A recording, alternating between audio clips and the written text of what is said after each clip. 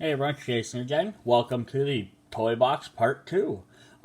So start off right away. I transformed my Juggernaut from Part 1 into his tank form. Yeah, it's no Transformer. But as you can tell, he is a tank. I prefer just to leave him in his regular form. He's a big, bulky Juggernaut, which is what he should be.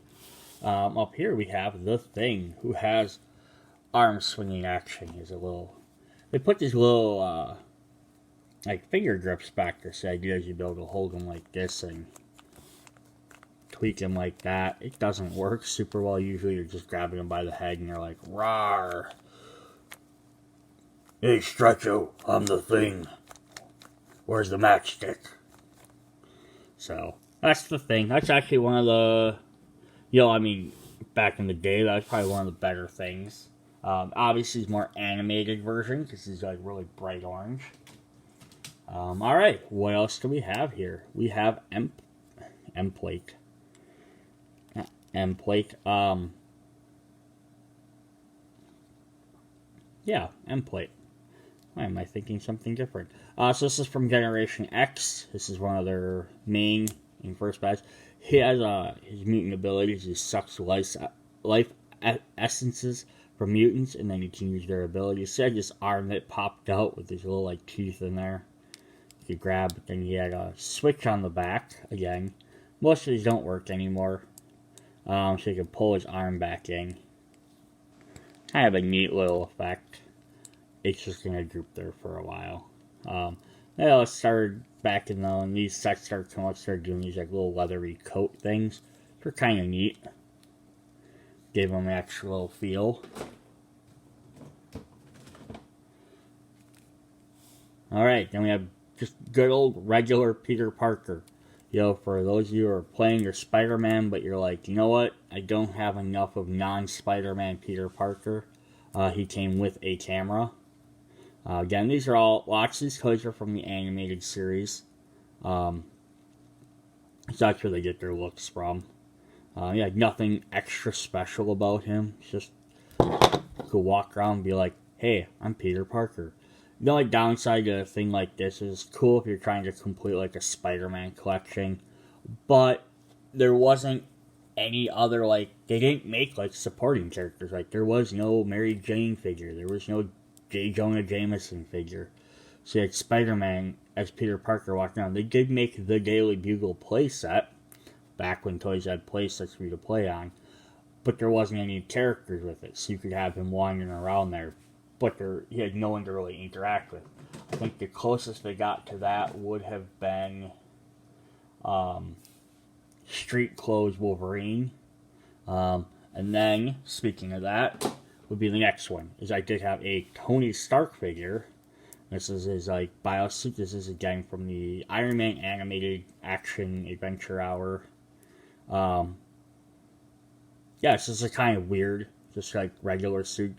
What was neat about the Iron Man figures and why I collected them, I know Iron Man's a lot more popular now with Robert Downey Jr., who he does not really look like. But I loved the cartoon back in the day, and I loved the Iron Man figures because, let's see if I had, and again I don't.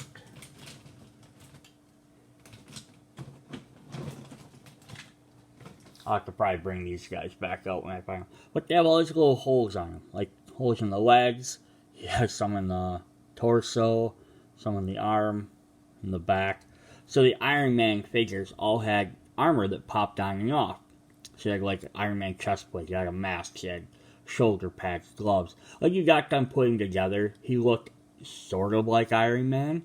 Because he wouldn't have enough pieces to cover every single inch of him. But it was neat because you could also buy all the different Iron Man versions and War Machine, and you could swap them. So it's kind of a cool gimmick. I loved it. Oh, speaking of wrestlers from our last video, we have our first wrestler from this video. We have The Undertaker. This was actually a Toy Fair exclusive. Toy Fair was a magazine for quite a few years that just focused on toys and toy coverage. Back when toys were that popular that you could You'll have a magazine just dedicated to this month this toy comes out. He's got like neat tattoos. He's kind of rubbery. Because again, it was supposed to be a wrestling figure. They wanted you to be able to like bash these guys around with each other. So they made them solid legs here, solid torso, but they're still kind of rubbery. So it's The Undertaker. Again, I said I collected all sorts of different toys. Here we have a Sauron with flapping wings. Sauron's a pterodactyl guy from the Savage Land. Now, I'm not 100% sure if this is supposed to be the actual Sauron, or if it's just a pterodactyl from the Savage Land they called Sauron, because it's actually an accessory. They came with one of the other X-Men. They did a Savage Land toy line, where every character came with a monster sidekick. I actually have the other couple sidekicks here. So there was Sauron. They had this giant metallic-y Triceratops. You pull his tail and his head moves. Rawr. And he's actually called Colossus. And you can see the thing why? Because his tail's metal and this. I don't know if there was some reasoning in the storyline of it's supposed to be Colossus got turned into a Triceratops, or if they're just like, it looks like it, we'll call it Colossus, and maybe someone in marketing didn't realize the Colossus was actually another character. And the third one I had, there was 4 characters in the line, I think they only bought 3, was Amphibious. This is actually a character, it's a Savage Land mutate. Kind of sucks because he doesn't move. He's an accessory piece, he's a sidekick, basically like a weapon. Doesn't move except for his arm. But it's a neat way for them to get a character like this into the toy line. Because who would buy a full set of just this character? But there's also a squirter. There's a little hole in his head. Squirt water so he can spit water or acid. He's also weird because he's a frog with a backpack and underwear. But he's sentient, he talks and everything. Yeah, comic books are weird. Get used to it. Fantastic Four, we have the Mole Man. Who, compared to the Thing, not really size proportioned. Mole Man was probably about half the height of him, not 3/4. His head is twice as big as the Thing's, but that was action figures. They didn't make them to try and be like, oh, Wolverine's 5 inches because he's 5 feet tall, but, this guy's 12 inches because he's 12 feet tall. They're like, how can we make this so it looks like this character, it has all the abilities or whatever that character has. His arm doesn't work. But it's supposed to spin around in a circle. He has a cane. Wait. Oh, there we go. He has a little cane that would wind up. Removable cape. That was a common thing for figures back in the day. So it's Mole Man. Ooh, we have our second Cable with karate chop action. This is first appearance Cable. Big giant, late 80s, early 90s, big giant shoulder pads, pouches everywhere. His metal arm. It's kind of weird because it only goes up and down. It doesn't go left and right. So there's one arm that goes up and down, or this direction, but it's tied to a button. So you can still move it. But it's sort of clunky, and then the other one just does this. But of course, he had a bunch of guns and all that type of stuff.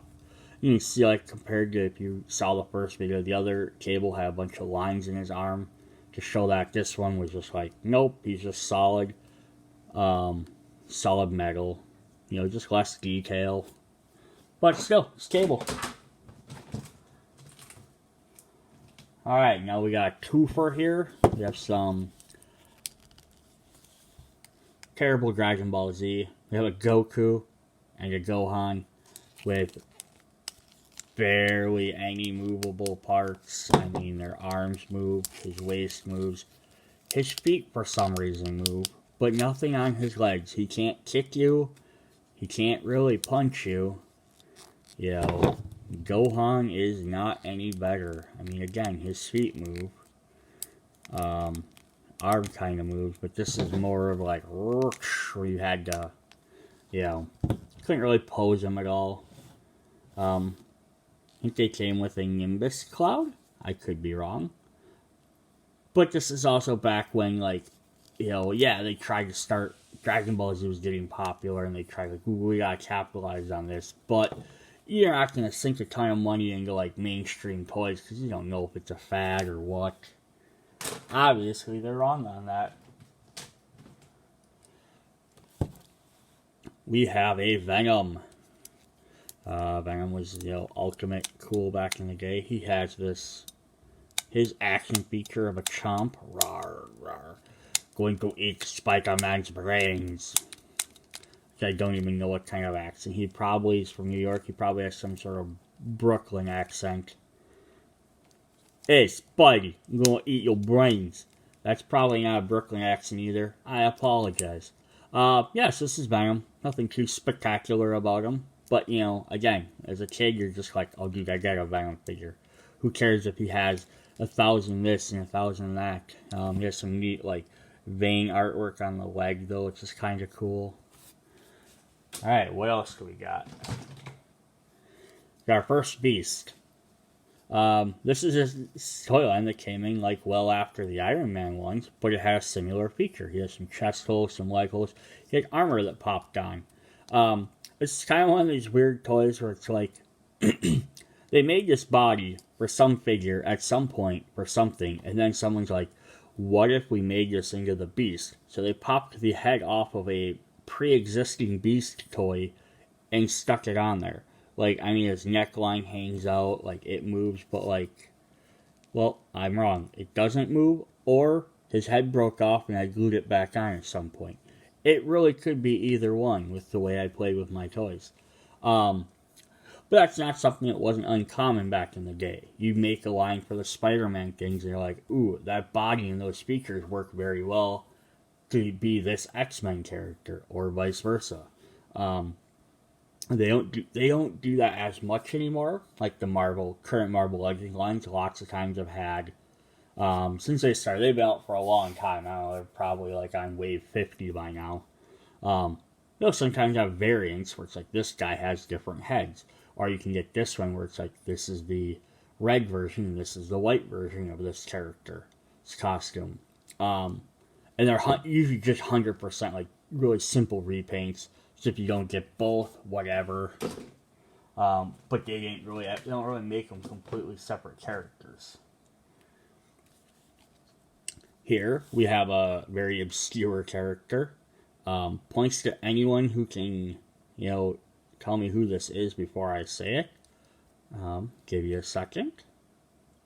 This is Tyler, or Genesis, if neither of them names make any sense to you. It is Cable's son. His son from the future, who came back in the past to try and kill his father, or basically he like Strife, who is Cable's clone. He tried to become the next Strife / Apocalypse. He actually has a cool helmet that fits on, which is why his head doesn't move. And then Wolverine went berserker and killed him. And that's what happened. And Cable was more or less just like, meh. He was kind of a dick. Alright. Got a couple more left in the show. We have one of the old Storms. And again, this is something I pointed out in my last video. I'll probably point out. Women always had the V-shaped legs, and then men always had the T. I'm just sure it's just kind of the way, you know, it's the way women's bodies work, it's the way men's bodies work. It was odd. Storm likes to fight in her high heels. She's actually kind of flimsy compared to most other characters. She's not very thick, but she has a solid head and a solid body. Her chest would normally light up, but again, figures are so old, the batteries have died or whatever. This is this weird, like, plastic cape. Kind of neat. Surprised it's not ripped. Has these weird armholes, so, like, you're doing this, it can go through and doesn't, rip it or whatever. It's kind of a neat feature. Alright, so that was Storm. Alright, everyone. That was video part 2. Catch you guys next time. Bye.